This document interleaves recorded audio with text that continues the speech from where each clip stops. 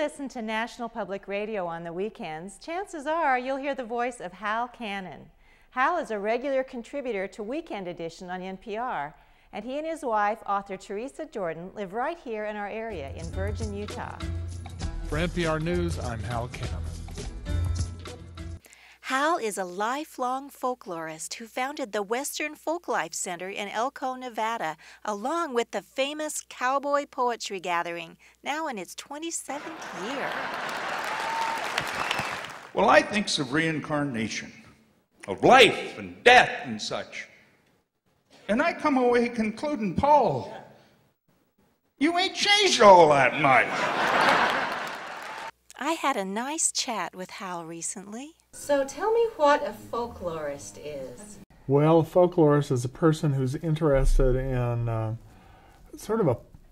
parts of history that sort of come forward with us personally in our lives, the culture. Like we learn how to make jam from our mother, that's folklore, or make quilts, or tell stories, or the way we tell jokes, or the kind of music we like. But it's sort of down home. It's, the everyday person. It's not, there's no real stars in folklore. How did you go from folklore to NPR? Well, I lived on a ranch out in Nevada, and we were news deprived. We didn't get NPR, and I had really come to love getting in-depth news and in-depth reports. So when we finally got NPR, I realized that most of the stories were about Washington and New York and LA, and I said, interesting things are happening out here in the the interior West. Maybe I could start producing things about the interior West, and so we started doing that. Hal has won numerous awards for his accomplishments in the field of folklore. 3 Wrangler Awards from the Cowboy Hall of Fame, a Will Rogers Lifetime Achievement Award, a Distinguished Alumni Award from the University of Utah, and 2 Governor's Awards, one for the arts and one for the humanities. Also, a documentary he produced called Red Rock Rondo recently won 2 Emmys.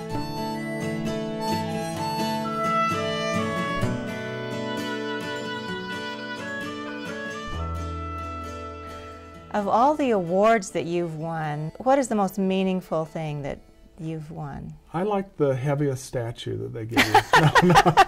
Just kidding.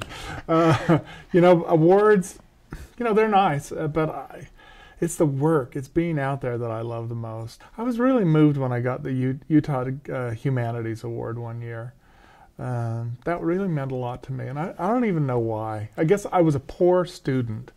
And to be acknowledged as, get a humanities award really meant a lot to me. What's the most interesting story that you ever covered for NPR?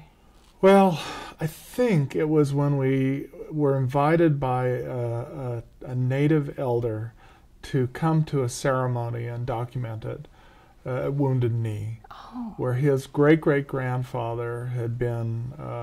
he was the chief of the people that were murdered at Wounded Knee. Wow. And we got to be part of a ceremony where they reunited his soul with his body, basically. And we got to cover the whole thing. We were invited as special guests. Wow.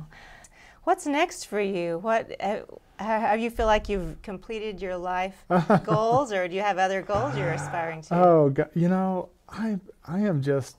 I have lots of energy these days, so I'm playing a ton of music. I've been writing songs.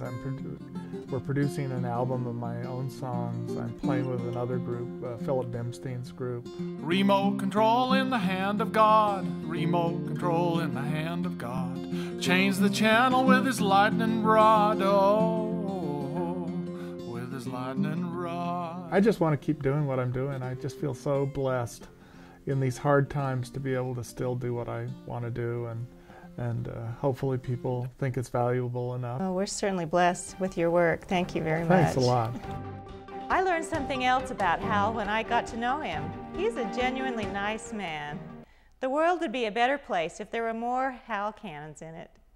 If you'd like us to tell the story of someone you know, call us at 435-879-4274 or visit southernutahnow.com and click Contact.